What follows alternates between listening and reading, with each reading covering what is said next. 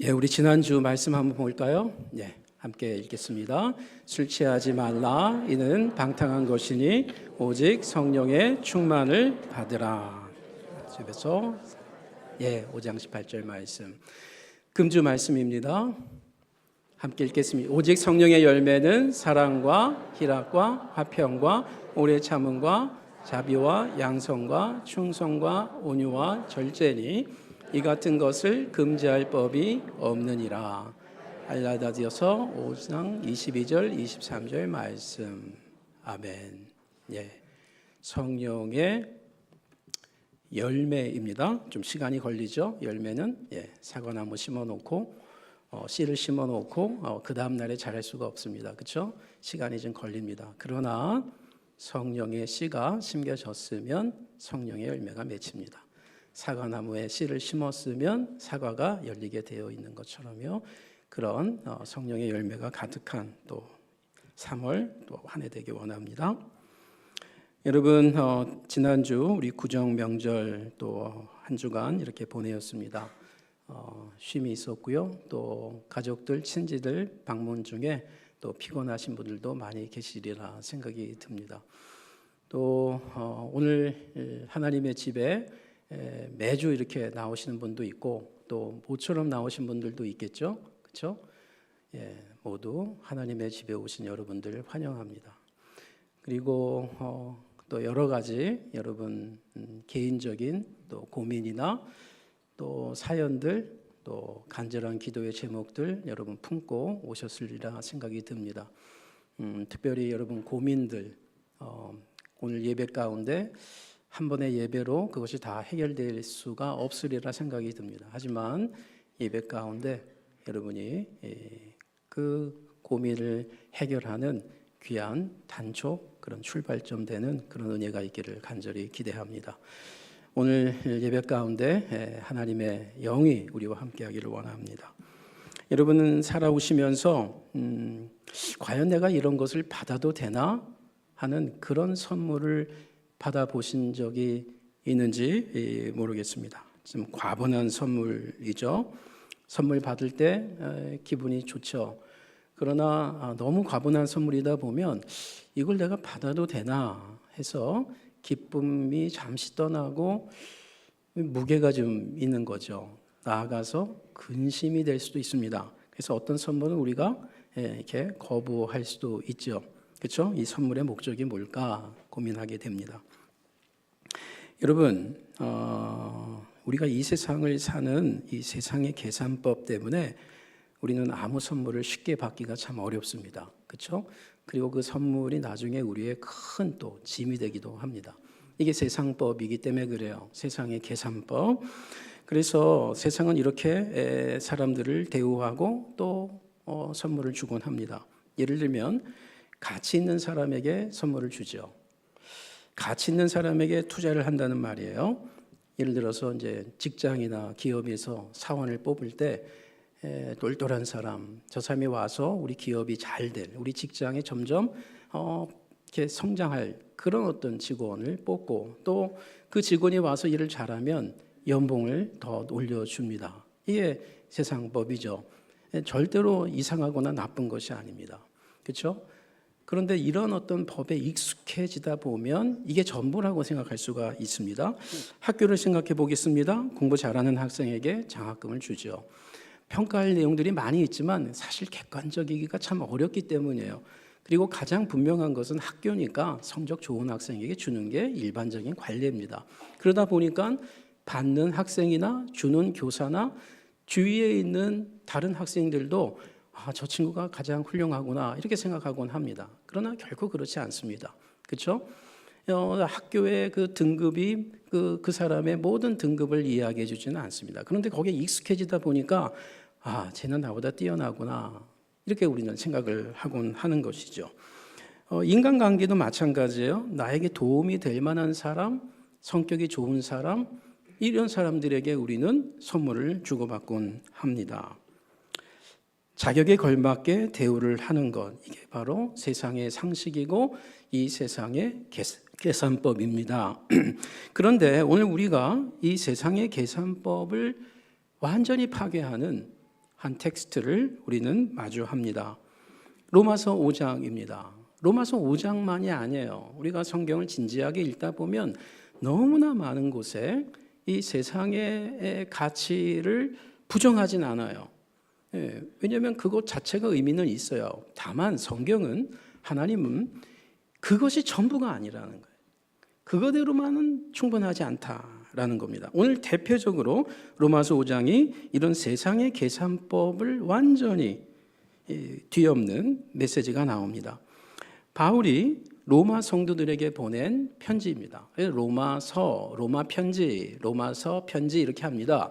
로마에 있는 성도들에게 보낸 것이죠. 1세기예요. 그러니까 로마가 어떤 곳이죠? 지금은 많이 떨어졌지만 그 로마가 하루에 이루어진 제국이 아니란 말이죠. 이 로마에 있는 사람들은 굉장히 자부심이 강했고요. 그리고 많은 사람들이 그 로마 한번 가보는 게 평생의 꿈이었어요. 그러니까 로마에 사는 사람들은 자부심이 대단했다고요. 그러다 보니까 로마에 있는 성도들, 크리스찬들도 본인들이 아주 뛰어나다고 생각을 하겠죠. 그렇죠? 예, 그런 것이 이 로마에 있는 이 교회의 성도들의 그런 모습들이었어요. 비록 박해를 받았을지언정 그래도 우리는 데살로니가 성도보다, 예루살렘에 있는 성도들보다 우리는 훨씬 좋은 것이 많다는 그런 자부심이 강했던 사람들입니다. 자, 그런데 이 편지 안에 어떤 내용이 있습니까? 우리가 오늘 읽은 5장에 보면 하나님이 우리에게 주신 사랑이 얼마나 비상식적이고 비효율적이고 더 나아가서 충격적인지 보여줍니다. 이것을 아는 것이 하나님의 복음을 아는 것이다 라고 선언합니다. 5장을 읽기 전에 바울이 먼저 앞에서 쓴 편지 안에 1장이 있겠죠. 1장 17절에 이런 내용이 나옵니다. 내가 복음을 부끄러워하지 아니하노니 이 복음은 모든 믿는 자들에게 주시는 하나님의 능력이다 라고 그래요. 여러분이 능력이라는 말에서 이 다이나마이트라는 말이 나왔어요. 이 듀나미스라는 말인데 이 능력이다. 어마어마한 파워예요. 어마어마한 파워. 근데 이 파워가 인간의 파워가 아니고 범접할 수 없는 하나님의 파워다. 뭘까요? 하나님의 복음은 어마어마한 파워예요. 어마어마한 파워. 모든 믿는 자들을 새롭게 하는 파워예요. 모든 믿는 자들. 로마 사람만이 아니라 유대인만이 아니라 아프리카 사람만이 아니라 모든 사람에게 복음이라고 하는 것. 근데 여러분, 그 당시에 복음이라는 말은 원래 교회 용어는 아니었어요.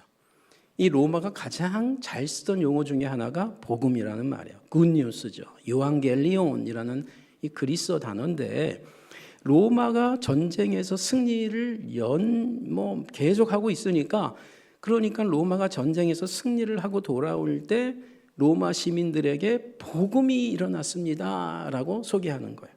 또 로마 황제의 아들이 태어났을 때 차후에 또 다른 로마의 왕이 되겠죠. 그 황제의 아들이 태어났을 때 로마는 복음이 우리에게 생겼다라고 복음을 선포했어요. 그러니까 굉장히 로마 제국 중심적인 용어였는데 바울은 이 로마서 안에 복음이라는 말을 그래서 더 많이 쓰는 거예요. 그런 좋은 소식들은 다 로마가 어떤 선전용으로 만든 거지 진짜 좋은 소식이 있다. 진짜 좋은 소식은 로마 황제의 파워가 아니고 이 세상의 권력을 갖고 있는 사람의 파워가 아니고 하나님의 파워다라고 얘기하는 거예요. 그러면서 이 파워는 로마가 좋으면 로마의 진시민들은 얼마나 패하고 마음이 아프겠어요. 그렇죠? 슬프겠죠. 배드 뉴스죠. 나쁜 소식이죠. 전쟁에 졌으니까. 근데 하나님의 복음은 로마 사람만이 아니고 전쟁에 진 유대인들도 좋은 소식이 된다는 거예요. 지금 올림픽 경기 중인데 우리나라 사람이 금메달을 따면 따지 못한 다른 나라 국가는 슬픈 거잖아요. 우리에겐 굿뉴스. 그러나 그 사람들에게는 배드뉴스가 되잖아요. 하나님의 복음은 모든 사람에게 굿뉴스가 되는 절대적 복음을 얘기하는 절대적 복음. 상대적이지는 않아요. 그런데 이 상대적이지 않은 이 복음을 우리에게 선물로 주셨다. 그 말을 하는 거죠. 여러분 5장에서 우리가 감당할 수 없는 이 선물의 무게들을 얘기하는데 오늘 제 설교 제목은 언박싱 은혜예요. 이 언박싱이라는 말은 한글은 아니지만 요즘 젊은이들이 많이 씁니다. 이 언박싱, 박스 있죠, 박스, 상자. 그 박스를 언박스 한다면 이제 연다는 말이에요. 박스 안에 있는 걸 열어 제친다. 언박싱 그래요. 그러니까 선물을 받거나 택배한 거가 오면 그걸 열어 제치는 것을 언박싱 이렇게 한단 말이에요. 언박싱 은혜. 우리가 받은 이 은혜를 한번 오늘 언박싱 해보자 그런 말이에요. 근데 여러분 이 은혜라는 말은 그리스어로 카리스라는 말이에요. 헬라어로 카리스. 이 카리스라는 말은 우리말로는 좀 은혜라고 하지만 좋은 단어죠. 근데 더 본질적으로는 선물이라는 말이에요. 선물. 내가 누군가의 선물 받으면 카리스를 받았다 이렇게 한단 말이에요. 그러니까 언박싱 은혜라는 말은 우리가 받은 선물을 한번 열어보자라는 거예요. 어떤 선물을 받았는지. 여기 지금 청년들이 계신데 우리 청년들이 좋아하는 것 중에 하나가 뭐냐면 이 아이패드 이런 거, 그렇죠? 또 아이폰 이런 거 좋아하죠. 특히 최신형, 그렇죠? 그런 거 나오면 집에 도착하잖아요. 택배로 주문했을 때 그걸 본인이 그걸 언박싱 해야 돼. 기분이 삼삼하거든요. 그리고 그 박스를 잘 보관해요. 박스도 보관해요. 박스도 아주 잘 만듭니다. 어떤 물건은요, 고급스러운 물건. 뭐 라면 주문하면요, 그런 박스에 안 와요. 그런데 아주 좋은 제품, 가치가 있는 거 오면 아주 그 포장도 버리기가 쉽지가 않아요. 응? 만약에 여러분이 그 삼성폰을 주문을 했어요. 아주 그 두꺼운 좋은 박스에 오죠. 근데 그거를 엄마나 아빠가 뜯어가지고 막 해놓으면 여러분 그거 평생 갑니다. 자녀 원망이 평생 간다고요. 아니 이걸 누가 뜯었어? 이거를 본인이 뜯어야 돼. 본인의 선물인데 가치 있는 선물이기 때문에 그런 거예요. 저와 여러분이 하나님의 선물을 한번 오늘 직접 우리의 손으로 언박싱 해보자 이겁니다. 먼저요, 이 선물을 받을 우리의 자격이 전혀 없는 자들에게 온 선물입니다.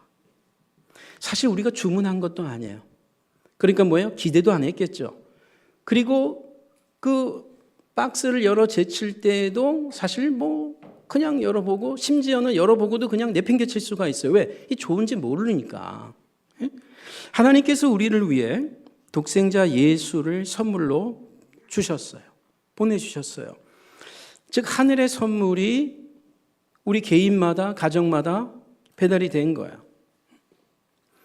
오늘 우리식으로 말하면 근데 그때 받은 그 수치인 저와 여러분 그 수치인 선물을 받은 자의 상태가 어떠했는가를 바울은 지금 우리 본문에서 성경에 여기저기도 많지만 너무 적나라하게 이 본문이 보여주고 있다 말입니다. 6절에서 10절까지 오늘 우리가 읽은 본문에 4개의 단어들이 나옵니다. 이 단어의 의미를 이 그리스 원어로 알면 훨씬 더 충격적이고 여기서 얼굴을 들기가 참 뜨뜻한 사람들이 대부분입니다. 저를 비롯해서. 먼저 6절입니다.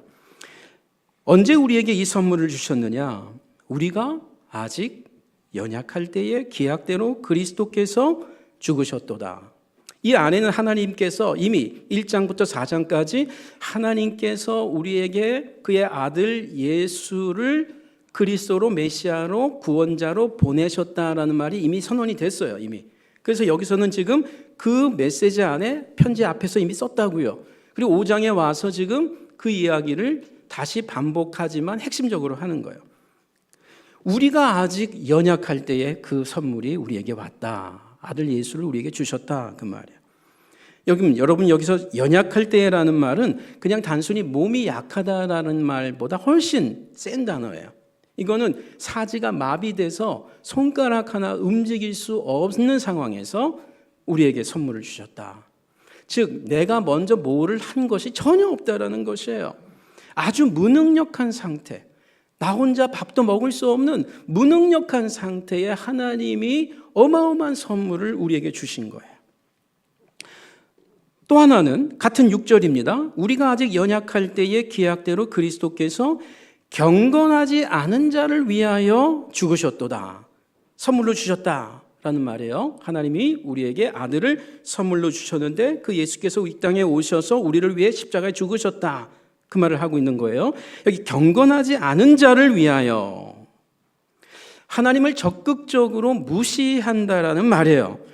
법정에서 판사를 모욕하는 피고인처럼 창조주에게 등을 돌리고 모르는 채 하는 표현이 여기 말하는 경건하지 않은 자라는 말입니다.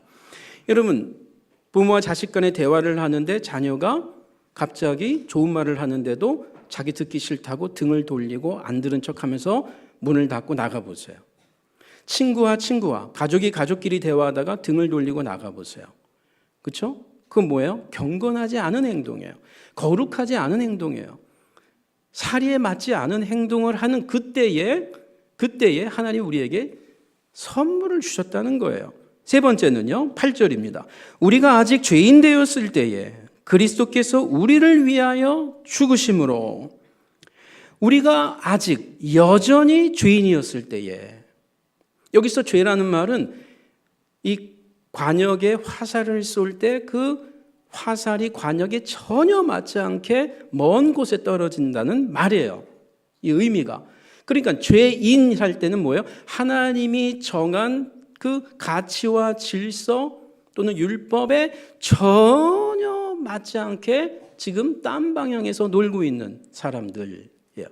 뭐 법적으로 뭐를 잘못하고 이런 거 이기 이전에 뭐라고요? 하나님의 가치와 기준에 창조 질서대로 가장 핵심이 뭐예요? 하나님을 전혀 모르는 척하면서 사는 사람들. 자녀가 부모를 전혀 모르는 척하는 게 가장 큰 부모에겐 죄예요. 뭐 부모에게 좀 거역하는 그거는 뭐 그런데 부모를 그냥 전혀 모르는 척하는, 그걸 성경은 하나님을 전혀 모른 채하고 창조주를 부정하면서 사는, 그때 죄인이다 이런 말을 쓰는 겁니다. 그런데 죄인일 때 하나님이 우리에게 선물을 주셨다. 자신의 아들을 줬다. 자신을 주는 것보다 더 어려운 일이에요.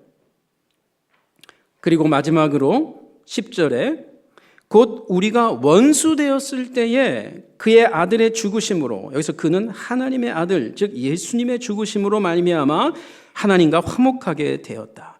사이가 그냥 서먹서먹해진 것이 아니고 이제는 뭐예요? 칼을 들고 그냥 등을 돌리는 정도가 아니고 칼을 가지고 들어와서 찌르려는 거예요. 원수 관계가 된 거예요. 적대감을 갖고 있는 상황까지 된 겁니다. 하나님이 그런 상태에서 선물을 주셨다. 자신의 아들 예수님을 주셨다. 하나님이 세상을 이처럼 사랑하사 독생자 예수님을, 하나님의 아들을 주셨다. 똑같은 말씀입니다. 이처럼, 표현할 길이 없어서 그냥 이처럼 사랑했다라는 것이에요. 여러분 7절을 보십시오. 여기서 바울은 인간의 관점을 이야기합니다. 자, 인간 가운데 이 세상에서 간혹 이런 일들은 있을 수는 있어요. 어떤 경우죠? 어떤 사람이 의인을 위해서, 너무 훌륭한 사람을 위해서, 너무 착한 사람을 위해서 대신 뭔가를 희생하고 심지어 죽을 때도 있어요. 뭐 전쟁 중에 그런 일들이 있을 수 있겠죠. 한 나라를 너무 사모한 나머지 자기 목숨을 버리고, 그렇죠? 가정을 희생하면서 국가를 지키려고 하는 그런 독립투사들이 간혹 있습니다. 근데 그분들이 모든 나라의 사람들이 다 그러면 그건 불가능해요. 간혹 있어요. 그런데 이런 일들이 간혹 있지만 하나님은 우리에게 어떤 분이냐? 세상은 이렇지만 하나님은 의인도 아니고 선인도 아니고 어떤 가치가 전혀 없는, 앞에서 말한 네 가지의 표현을 통해서 죄인이고 원수고 불경건하고 그리고 무능력한 그 상태에, 죄를 내가 불러서 어떻게 하면 나에게 도움이 되겠지가 아니고 전혀 무능력한 상태에서 하나님이 가장 고귀한 선물을 우리에게 주셨다라는 것이에요. 이것이 바로 8절에 나오는 반전이에요. 하나님의 관점에서 우리가 여전히, 아직 여전히 죄인 되었을 때에, 에베소서 2장에서는 이렇게 말을 합니다. 전에는 우리도 다 그 가운데서 우리 육체의 욕심을 따라 지내며 육체와 마음에 원하는 것을 하여 다른 이들과 같이 즉 불신자들처럼 본질상 진노의 자녀이었더니 한때 우리도 예수 믿는 우리도 지금 에베소 성도들에게 하는 말이죠. 긍휼이 풍성하신 하나님이 우리를 사랑하신 그 큰 사랑을 인하여 요한복음 3장에서 이처럼 사랑하사라는 말과 같은 밀도죠. 하나님이 그 크신 사랑을 인하여 허물로 죽었던 우리를 살리셨고, 그러면서 성경이 이렇게 끝납니다. 이어서 너희는 은혜로 구원을 받은 것이라. 너희가 구원받은 것이, 구원의 선물이 바로 은혜로 주어진 것이다. 선물로 그냥 주어진 거다. 허물이 많을 때, 하나님 우리가 좀 괜찮아졌을 때, 교회 봉사를 열심히 하고 있을 때 우리를 택한 분이 아니라는 것이에요. 우리가 선과 악을 구분하지 못할 때, 하나님을 외면하고 있을 때, 하나님과 대적하여 원수지간으로 살고 있을 때 우리에게 예기치 못한 선물을 부어주신 거예요. 그리고 부어주신 것을 성령 안에서 우리가 깨닫는 것이에요. 그게 오늘 로마서 5장에서 말하는 출발입니다. 하나님의 성령이, 하나님의 사랑이 우리에게 부어주셨다. 성령 안에서. 우리의 가치와 하나님의 선물이 전혀 어울리지 않는다라는 거예요. 이 세상의 계산 방식이 안 맞다. 이게 안 떨어진다 그 말이에요.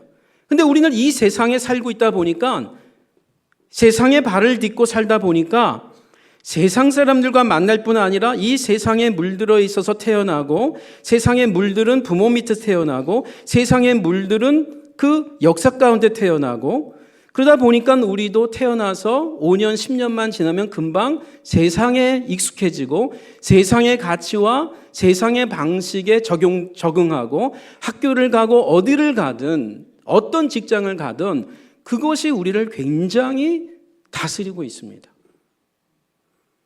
거기에 맞지 않으면 왜 이러지?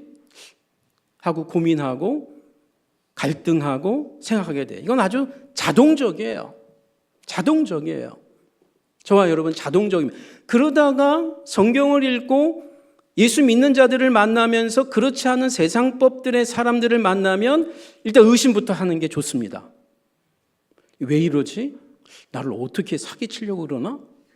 그게 정상이에요. 그래서 예수 전할 때 너무 잘해주잖아요? 그러면은 세상이 그렇게 봅니다. 그러니까 이상하게 보면 안 돼요. 저와 여러분도 그렇게 살았는데 다 과거 한때, 그렇죠? 그리고 지금도 그럴 수가 있어요. 예수 믿고 난 이후에 지금도 할 수만 있으면, 교회에 와서 또 어떻게 하면 내가 이득을 갈 수 있을까? 교회에 와서 내가 어떤 유익을 얻을 수 있을까? 이런 거에 골똘할 수 있을 수 있습니다. 얼마든지. 이게 뭐예요?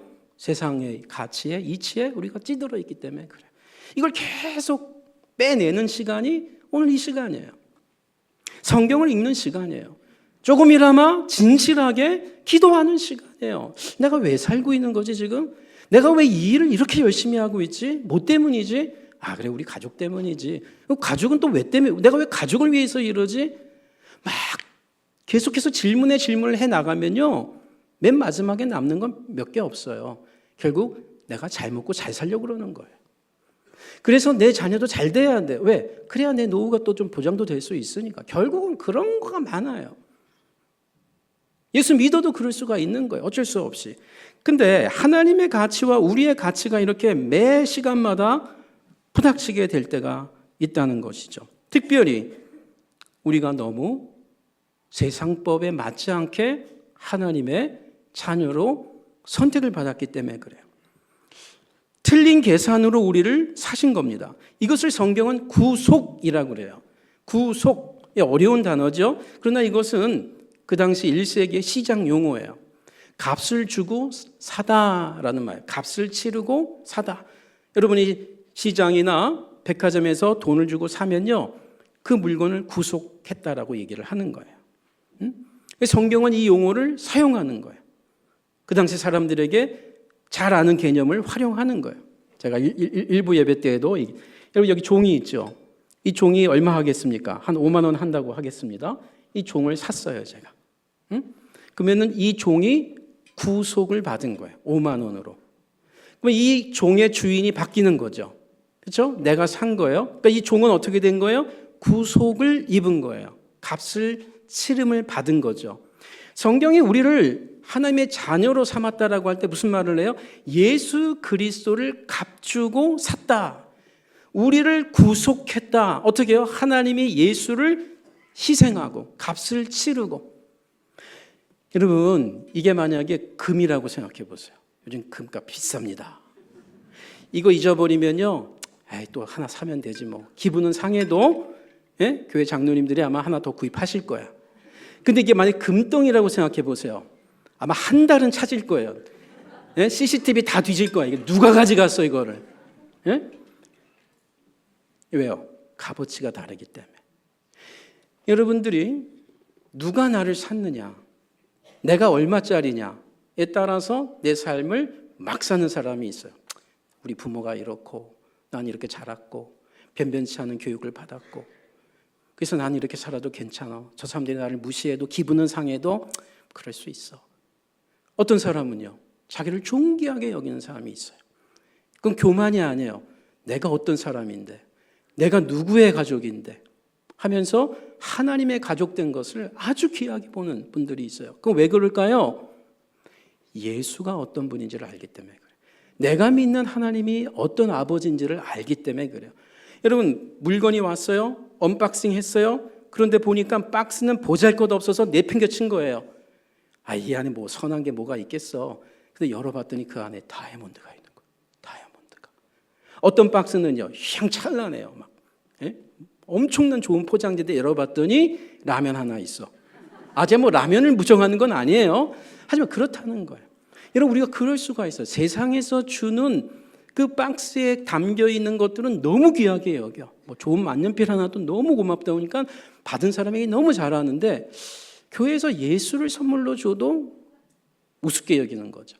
교회에서 선물을 줘도 우습게 여기는 거예요. 어떤 선물? 교회가 선물 주는 건 당연한 거야. 왜? 뭔가 자기네들이 뭔가 세상법이죠.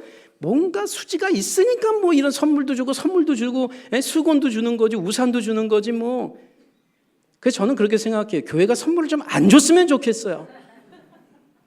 아니, 예수를 주는데 왜 그런 선물까지 줘요? 줘야 됩니다 또.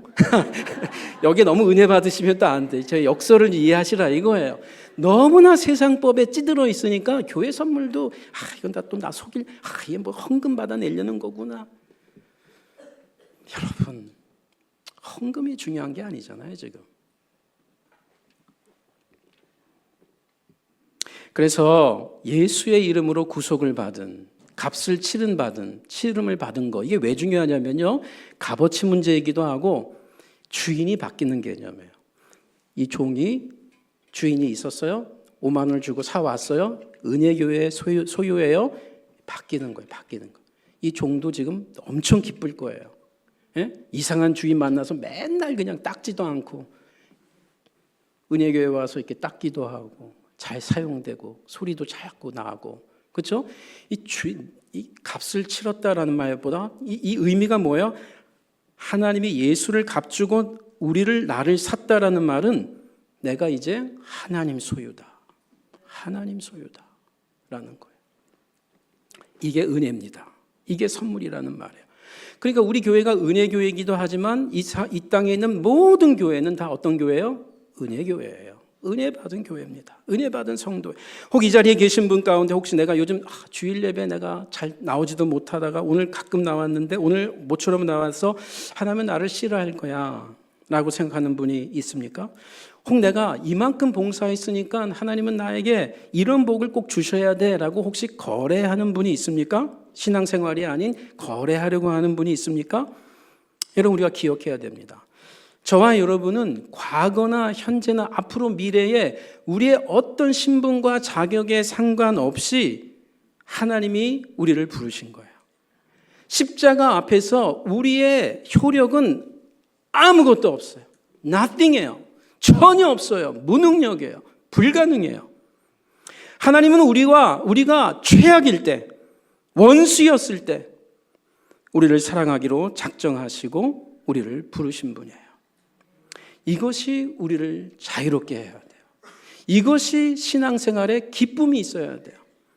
이 자리에 있는 청년 여러분, 취업과 승진, 세상의 경쟁 속에 지친 성도 여러분, 세상은 끊임없이 여러분에게 증명해보라 라고 소리칩니다. 너의 가치를 보여줘. 그래야 사랑받을 수 있어. 그래야 인정받아. 하지만 복음은 이렇게 소리칩니다.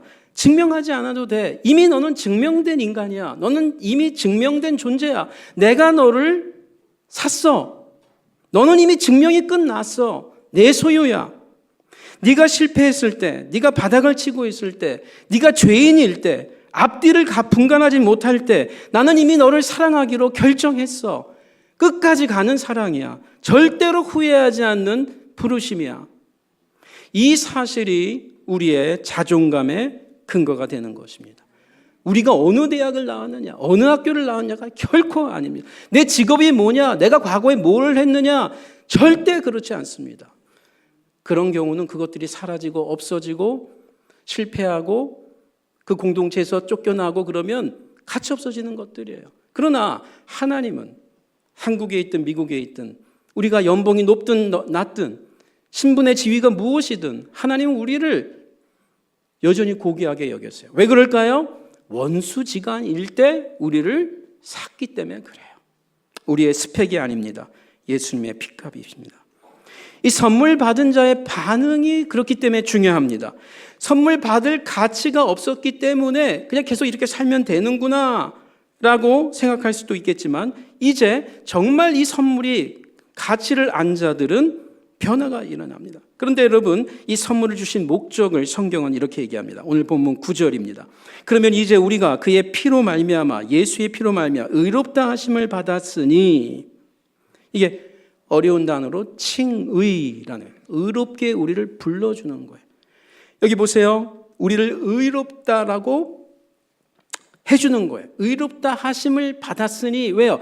우리가 원수지간일 때, 죄인일 때, 경건하지 않을 때, 무능력할 때 우리를 불렀기 때문에 우리가 의인일 때 부름받은 게 아니에요. 그러니까 하나님 우리를 어떻게 불러준다고요? 의인으로 여겨주는 거예요. 이제 취급해주는 거예요.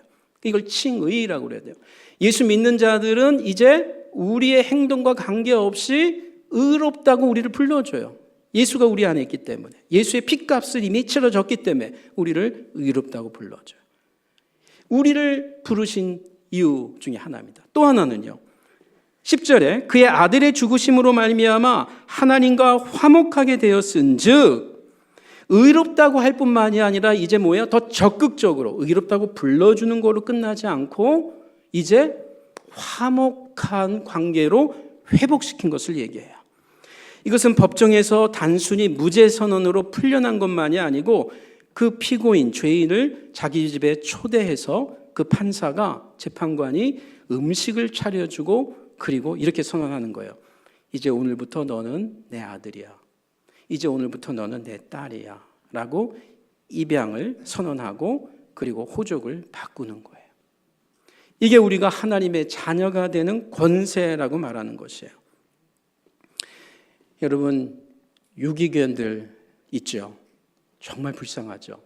한때 주인이 있다가 주인이 버린 강아지들입니다. 근데 그 유기견들이 다시 좋은 사람을 만나서, 주인을 만나서 집에 오면요, 처음에는 불안해하지만 몇 개월 지나면 이 유기견들이 바뀌어요. 그런 프로그램들 많죠. TV에도 나오죠. 막 왔다 갔다 하면서 여기저기 소변을 보고 막 불안해하다가 시간이 지나면서 바뀌어요. 왜 그럴까요? 새 주인을 만나서 잘해주니까. 때가 되면 식사 주고 물 주고 그리고 이렇게 정성을 주는 걸 보이니까 이 유기견도 바뀐다는 거예요. 변화가 일어나요. 여러분, 강아지들이 변합니다. 언제요? 저분이 내 주인이구나. 주인이 바뀌었구나. 전에 나를 방치해놨는데, 주인이 없었는데 나를 이제 주인으로 삼은 분이구나. 때가 되면 식사도 주고, 그렇죠? 강아지도 바뀌어요. 언제요? 선물을 알아보면, 선물이 고마우면. 자격 없는 내가 하나님의 아들이 되었습니다. 하나님의 딸이 되었습니다. 어떻게 살아야 됩니까? 어떤 분들은 말합니다. 거저 받았으니 부담 없네. 이제 내 마음대로 살아도 되겠네. 근데 여러분, 이거는 정말 인간이라면, 강아지도 그런데 인격체라면 선물을 정말 알면 그렇게 할 수가 없습니다. 그렇게 할 수가 없어요. 불가능해요, 사실은. 진짜 엄청난 선물을 받은 사람은 그 선물에 압도돼서 삶의 변화가 일어납니다. 안 일어난 경우는 언제예요? 예수를 아는 것 같지만 사실은 언박싱을 안 한 경우에 여전히 포장지에 그냥 갖고 있는 거예요. 안 열어본 거예요. 방치해 놓은 거예요. 교회를 나오고 있지만 교회를 방치해 놓는 거죠. 그렇죠? 열어보진 않아요. 그 속에 이 교회가 정말 뭐지? 성경을 들고 다니지만 성경을 펴서 읽어보질 않아요. 그러니까 성경이 어떤 말씀인지를 모르니까 그러니까 변화가 없는 거예요. 여러분 11절입니다. 그뿐 아니라 이제 우리로 화목하게 하신 우리 주 예수 그리스도로 말미암아 하나님 안에서 또한 즐거워하느니라. 원수지간이고 그렇죠? 죄인이었을 때는 어쩔 수 없었지만 이제 입양되고 화목하게 돼서 하나님의 선물 예수를 알아나가니까 어떻게 돼요? 즐거워하는 거예요. 여러분 여기 즐거워한다는 말은 우리 성경에 더 많이 이 단어를 어떻게 번역했냐면 자랑하느니라. 자랑. 그래서 영어 성경이나 우리 한글의 다른 성경들은 이것을 자랑한다라고 번역을 했어요. 그러니까 하나님을 자랑하는 자가 되는 거예요, 이제. 왜? 하나님을 알게 되니까. 선물을 알게 되니까. 여러분 혹시 좋은 명품 백이나 만년필 갖고 계십니까? 그럼 명품 백, 작은 파우치 하나 갖고 계세요? 그러면 여러분 그거 들고 다니시면 옷 함부로 안 입습니다. 그거 들고 시장 굳이 이렇게 시장 가서도 막 심한 말 안 해요. 우아하게 얘기합니다. 예? 우아하게 얘기해요. 명품백 이렇게 딱, 예?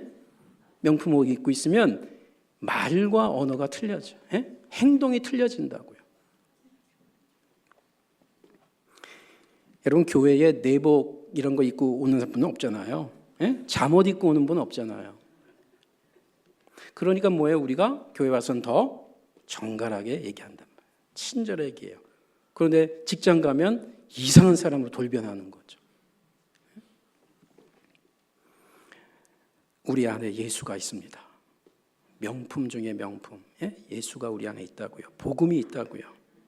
그러면 환경이 좀 어려워도 예수를 자랑하고 싶은 사람으로 변화되는 거예요. 변화되는 거예요. 1998년도에 개봉된 라이언 일병 구하기라는 실화를 바탕으로 한 전쟁 영화가 있습니다. 4명의 이 아들 가운데 3명이 전쟁에서 모두 전사합니다. 실제 있었던 일을 영화로 만든 거예요. 이 라이언이라고 하는 이 가정의 4아들이 세계 2차 대전에 다 모두 가게 됩니다. 그런데 3아들이 다 전사한 거예요. 그리고 마지막 아들이 있는 걸 알게 됐어요. 이 사령관이 굉장히 인간적인 분입니다.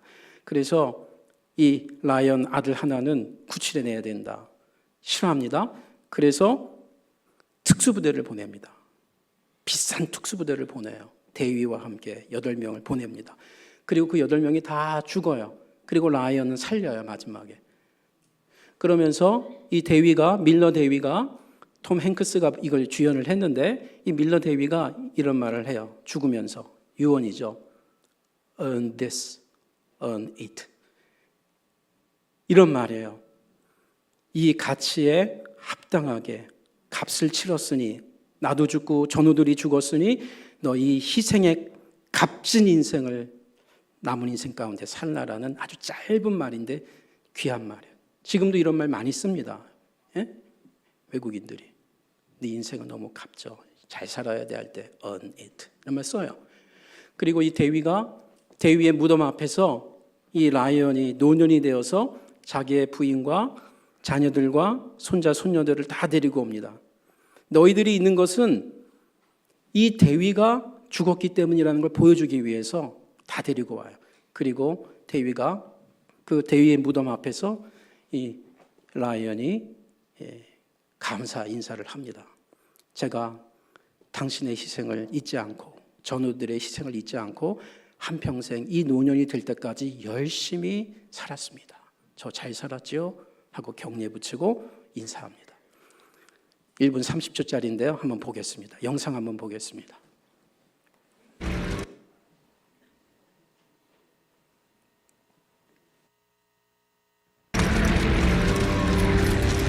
What, sir?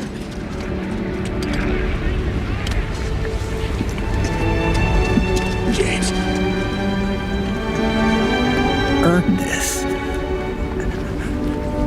Earn it.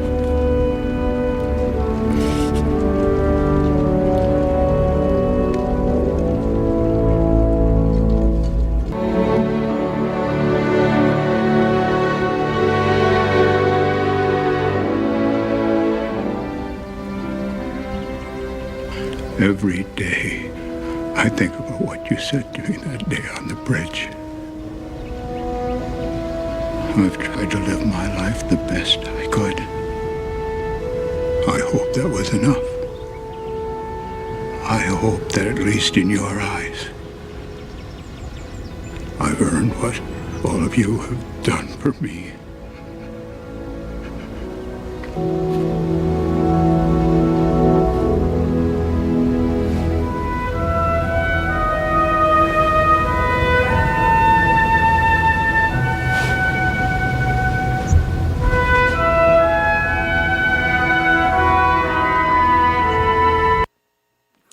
우리는 모두 인생 2회차를 살아가는 사람들입니다. 갈라디아서 2장에서는 이렇게 얘기하죠. 내가 그리스도와 함께 십자가에 못 박혔나니 그런즉 이제는 내가 사는 것이 아니고 내 안에 그리스도께서 사신 것이라. 여러분, 선물을 갚으려고 채무자로 끙끙거리면서 사는 게 그리스도인의 삶이 아닙니다. 내 안에 심겨진 예수 생명의 심장이 가만히 있을 수 없어서 이 은혜 입은 자로서의 기쁨의 삶이에요. 그래서 우리는 이것을 일상의 하나님의 부르심의 삶이라고 합니다. 청년 여러분, 자존감을 회복하십시오. 여러분이 공부하고 있는 것, 직장 다니는 목적을 바르게 정립하시기 바랍니다. 성공해서 남에게 과시하는 것이 아니고 여러분을 살린 하나님의 영광을 위해서 사시기를 결단하기 바랍니다. 부부 성도 여러분, 서로 자격 없음을 품어주는 부부, 그런 가정 되기 원합니다. 신혼부부, 갱년기를 지나는 중년부부, 배우자의 그 자주자주 우리는 조건과 자격을 논할 수가 있습니다. 당신이 나한테 이만큼 했으니까 나도 이만큼만 할게. 당신이 그렇게 했으니 나도 그렇게 할 거야. 하지만 복음의 은혜는 다릅니다. 하나님이 원수된 나를 받아주셨듯이 나도 배우자의 연약함과 부족함을 품어주는 겁니다. 당신이 완벽해서가 아니고 당신을 주신 하나님의 선물이기 때문에. 여러분, 이미 배우자를 사별한 분이 계십니까? 여러분, 그분과 있었던 좋은 추억을 떠올리시는 것, 그것이 하나님의 선물을 기억하는 겁니다. 혹시 원치 않는 가운데 서로 이별해서 남남이 되신 분이 계십니까? 그분의 좋은 것을 기억하면서 그러면서 기도하는 것이 바로 선물을 받은 자의 삶입니다. 직장인과 사업 성도 여러분, 우리는 어느 곳에서 정직하게 말하고 대화하기 원합니다. 누군가에게 따뜻한 한마디, 정말 한번 웃어주는 것, 그것이 복음이 있는 사람들입니다. 어느 순간부터 내가 예수는 오래 믿었는데 내 얼굴에 미소가 없어지고 자꾸 짜증이 나고 누군가에게 자꾸 험담을 하게 되는 경우라면 여러분, 받은 선물을 다시 열어보시기를 바랍니다. 은퇴자와 시니어 성도 여러분, 은혜를 흘려보내는 축복의 통로 되기를 원합니다. 평생 치열하게 살아오신 것을 우리 후배들이 너무나 잘 압니다. 시니어 성도 여러분의 인생 후반전은 이제 증명하려는 삶보다는 흘려보내는 삶이 되기를 원합니다. 세상은 은퇴하면 끝났다고 하지만 하나님의 나라는 그렇지 않습니다. 오히려 힘이 없어졌을 때, 그렇죠? 세상적으로 내 근력으로도 연봉으로도 버는 돈이 없을 때, 그때 그분의 진짜 신앙이 나타나기 때문입니다. 인생의 지혜, 여러분의 실패, 여러분의 유산, 물질의 자산, 그런 것들을 후손들과 교회에 흘려 보내시면 좋겠습니다. 고여 있는 물은 썩습니다. 하지만 흘러가는 물은 생명을 살립니다. 저와 여러분은 모두 죽었다가 다시 살아난 사람들입니다. 하나님의 부르심의 선물을 감사하기 원합니다. 그리고 그 선물을 묵상하면서 2026년의 봄을 기다리기 원합니다. 우리 함께 찬양하시겠습니다. 우리 찬양팀 나오시겠습니다.